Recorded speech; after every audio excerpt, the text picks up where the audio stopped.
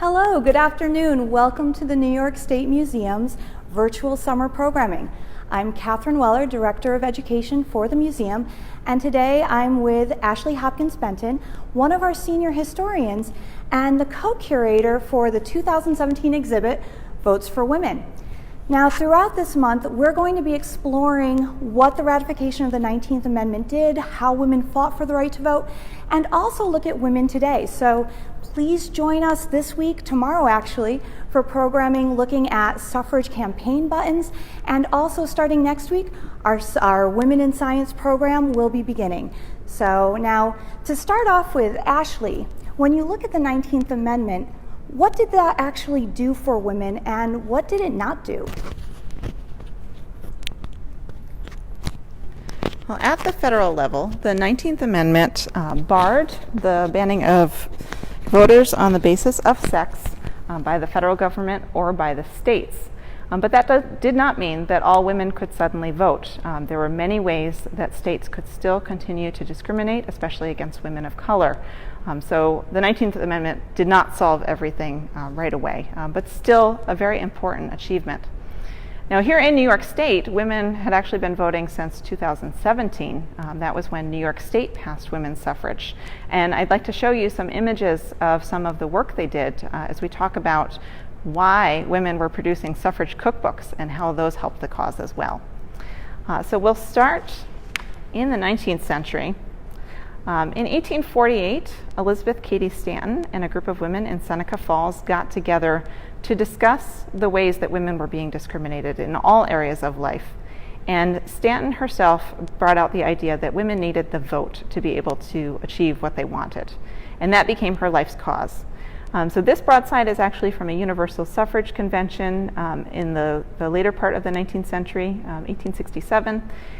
New York brought up the idea of suffrage multiple times when they were revising their constitutional conventions or when they had other votes. So this was just one of the efforts. As we got into the 20th century, women changed their tactics. In the 19th century, it was really about conventions, about writing in newspapers, about speeches. But as we got into the 20th century, women went out into the streets. And here you can see women ready for a parade. They're driving a car, which was one of the ways that women had a lot of freedom and ability to move and get out there and get their message out. You can see some of the posters that they're carrying. On the national level, these are women from New York State who went down to picket in front of the White House. Suffragists were actually the first ones to picket in front of the White House. This was just something that was not done previously, but they wanted to get their message out to Woodrow Wilson. And here we have women from the Phyllis Wheatley Club. Now, at the turn of the century, women were starting to form political equality clubs and suffrage groups, but there was still a lot of discrimination faced by women of color. They were barred from many of those groups. So they went on and they formed their own groups. This one, the Phyllis Wheatley Club, was in Buffalo. And they went on to fight for the cause, even when at times they were left out of the main suffrage movement.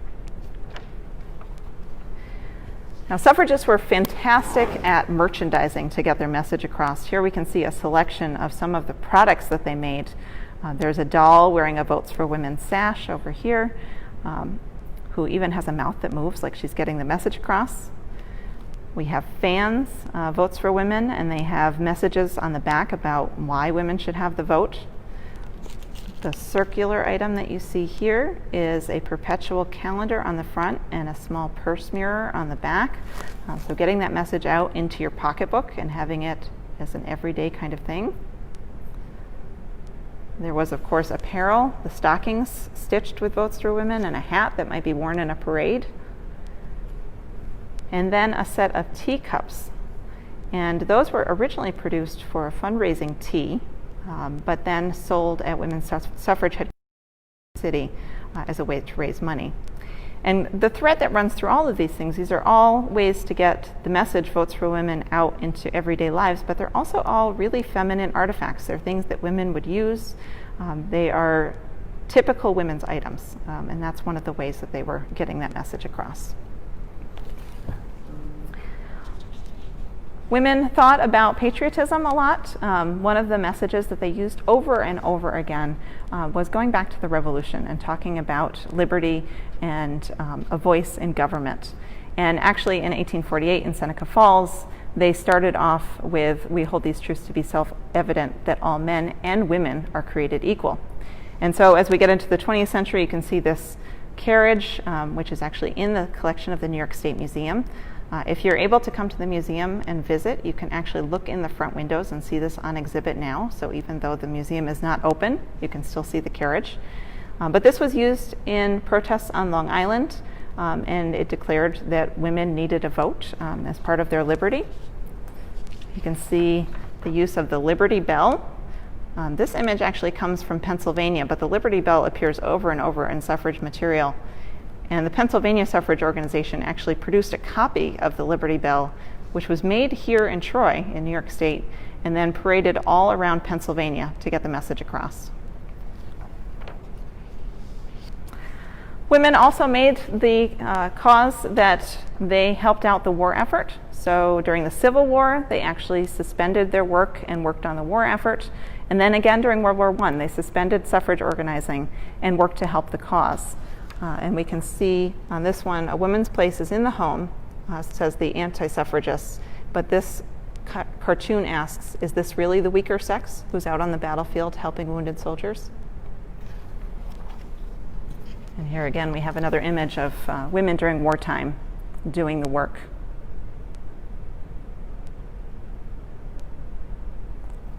Now, I mentioned briefly the anti-suffragist message. So as much as there were women out organizing for suffrage, there were women organizing for anti-suffrage. They thought that women's place was in the home. They felt that keeping the status quo was the best thing. It was the best way to keep wealth and power in many cases. And so a lot of anti-suffrage material appeared. And over again, we see this theme of if women are headed out into the world, they're fighting for the vote, they're going to turn into men. And what's going to happen to men? Will they be stuck at home, trying to take care of the children, trying to cook, trying to do all the things that are women's work? We have another one here of a man doing laundry while his wife stands looking by. She's clearly a suffragist. In these images, the women are dressed in a really a manner more accustomed to men. Here's another one. In this one, the sign says, "Everybody works but mother, she's a suffragette." And you've probably heard me say suffragist. That is the proper term for suffragists in the United States. Suffragette was a derogatory term. So they're not saying nice things. And then we have the suffragette Madonna, the father in the home taking care of the baby, and clearly his wife is out, away, working for suffrage. So suffragists had to combat these images, and they talked a lot about the ways in which they thought suffrage was going to help them be better mothers. We have a quote here, and I'll talk more about the book that this comes from in a minute, but it says, "Women being the homekeepers and the natural guardians of the children, it is important that they be made familiar with the culinary art, so they may be entirely competent to lead coming generations in the paths of health and happiness." And this is a cookbook aimed at suffragists. They paraded their babies out into the streets. This is an image from a suffrage parade where women had brought their children in carriages. There were also specific suffrage baby marches in New York City and parades and contests, showing that they too were good mothers. This is an image from a newspaper showing some of the famous suffragists and their babies, showing that they too are, of course, good mothers and grandmothers. And they argued that suffrage was going to help them be good mothers, that they needed to have the vote because they knew the best interests of their families. So this poster argues for better babies, and the baby says, "I wish my mother had a vote to keep the germs away." So they're worried about the diseases that are spreading in the early 20th century and the mother's availability to make rules and legislation that helps protect families. Finally, we have this. This is a piece of sheet music. "She's good enough to be your baby's mother, and she's good enough to vote with you."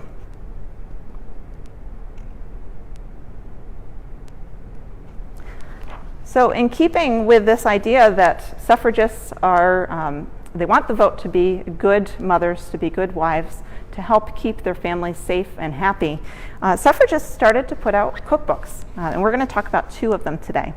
The first one is the Suffrage Cookbook, and this is a reprint, so this is not the original cover, but this was compiled by Mrs. L.O. Kleber, and it was published by the Equal Franchise Federation of Western Pennsylvania in 1915. Now, both New York State and Pennsylvania and several other states in the East had suffrage referendums in 1915. Unfortunately, all of them failed, but this was a year that there was a major push for suffrage in the Northeast. So in this cookbook, they compiled recipes, some real, some imagined. One of my favorites is an imagined recipe that is a pie for a suffragist doubting husband. And as the ingredients, it lists out all the things that women could provide if they had the vote. They ask for 1 quart milk of human kindness, and the 8 reasons are war, white slavery, child labor, 8,000 women working, bad roads, poisonous water, and impure food. And they say that if women have the vote, they can help fix all of these issues. I also love, in the introduction to this book, there is just a tiny bit of snark by the woman writing it. She talks about the fact that she's tested the recipes that they're submitted by women in the suffrage movement, and she says, "It being a human cookbook, there will likely be some errors, but as correcting errors is the chief duty and occupation of suffrage women, I shall accept gratefully whatever criticisms these good women have to offer." So you have this book with these fantastic recipes. And finally, I'll show you one example. The coconut cookies are here, and we will put in the comments the recipes that we're sharing with you today and also share them on our website eventually. So these are coconut cookies, which include butter, eggs, lemon juice, sugar, baking powder, and grated coconut. And I can attest that they are an easy bake. It's a really well-written recipe and with delicious results. So hopefully you'll get a chance to try them as well. So I will pass you back to Catherine, and she'll talk about the second of the suffrage cookbooks. Thank you. So the first cookbook did come from 1915, but an earlier cookbook is the Women's Suffrage Cookbook, and this is from 1886. It was compiled by Hattie Burr, and this was another cookbook that really had a fundraising element. So this was originally done for the Massachusetts Women's Suffrage Association and for a festival and bazaar that they had in Boston in 1886. Now, unfortunately, we don't know how much they raised from this, but this shows you a way that women were trying to raise money for the cause, as well as, again, stick within a realm that showed them wanting the vote, but also wanting to still be good mothers, good housekeepers. So it's kind of sending a message. And one of the things that Hattie says right in the preface that really makes this point known is her statement that, "I believe the great value of these contributions will be fully appreciated, and our messenger will go forth a blessing to housekeepers and an advocate for the elevation and the enfranchisement of women." Now, we do have a question. Did they hold bake sales as well as sell merchandise? Yes, actually they did have bake sales. In fact, one of the posters we were considering bringing down for this program was an advertisement for a bake sale. And I'm not sure about also selling products or crafts or anything, but Ashley is nodding that yes, they also did that as well. Now, in this cookbook, we also had, it's not just a cookbook, and this is something that surprises us today. So when we think of a cookbook, we're thinking of recipes for the kitchen. But this, again, suffrage cookbook, or the Women's Suffrage Cookbook, it has patriotic recipes. We have Washington cake, which is supposedly from 1780. So again, going back to what Ashley was mentioning, that patriotic element, as well as a wedding cake. So we're keeping it nice and domestic. But we also have health advice. So this has hints for preserving the health. So talking about cold bathing and to guard against a threatened cold, as well as makeshifts. So makeshifts are things that you can do in the home to really maybe replace things or do things, kind of a quick fix or a hack. So this is by Reverend Ada Bowles, and a warm place for slippers and overshoes, a cool closet. So again, recommendations for the home. And finally, my favorite part, we can't forget the real purpose of these cookbooks, the eminent opinions on women's suffrage. So this gave ideas from historical figures, politicians, people that would be respected on why women, kind of justification for women's suffrage. So we have Abraham Lincoln. I go for all sharing the privileges of the government who assist in bearing its burdens, by no means excluding women. So how can you argue with someone who at this point is considered one of our most important presidents and also the person who helped and free a whole group of people? So you can see how this really was a good tool not only to raise money, but also to help carry on the ideas of the women's suffrage movement. Now, today's recipe we're going to be trying is even easier than the coconut cookies. So we are going to be doing, this is great if you have gluten issues, if you are vegan. I think this fits a lot of box for anyone with a delicate stomach. This is Tropic Delicacy. Now the recipe is slice 4 bananas, sprinkle profusely with powdered sugar, and squeeze the juice of 2 lemons over them. Put them on ice till served. Now again, these are recipes compiled by many different women, so there's a lot of women represented. And this recipe is a no-bake recipe, so it's very easy and friendly for me. But it also shows one of our, at the time, new delicacies. So the banana is one of the first fruits that could be shipped while in season from all over the country. And even though it had been considered a very expensive delicacy leading into the 19th century, by 1870 it could be shipped all over the country. So it was accessible and easy for people to obtain. But at the same time, it's still tropical, it still has that feel of being special. Now, if anybody is sick of making banana bread, this might be a nice option. I will say though, it does add a lot of sugar. What you see in these recipes during this time period, there's not as much knowledge of healthy living, and I already forgot to put my gloves on, so I apologize. If you looked at our coconut recipe, that had, I think, it had a whole pound of butter in it, and then it had like 4 cups of sugar in it. So again, you're not trying to do this for weight loss. This is a great recipe if you have children that you want to work with. You could easily do this with a butter knife, and you just slice up your bananas.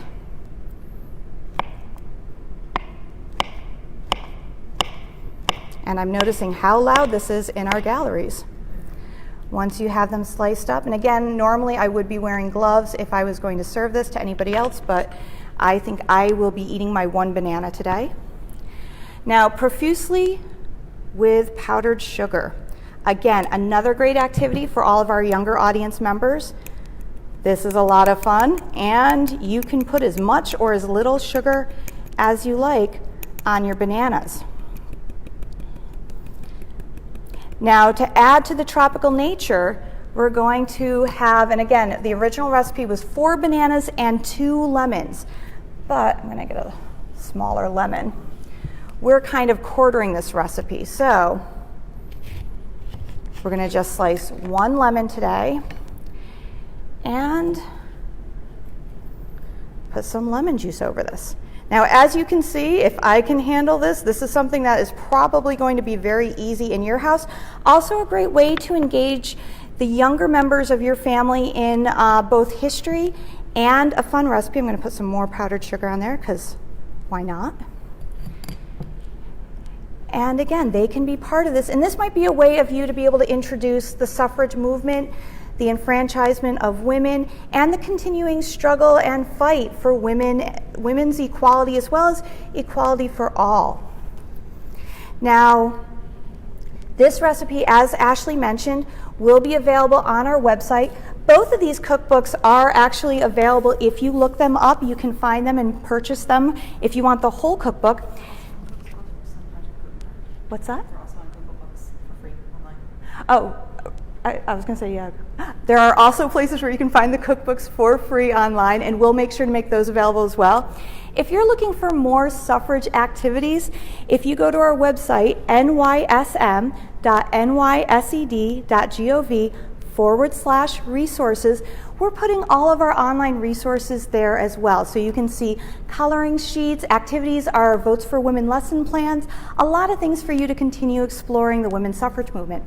Again, we'll be having programming throughout the month of August, both in regards to the suffrage movement, but also the Women in Science programming.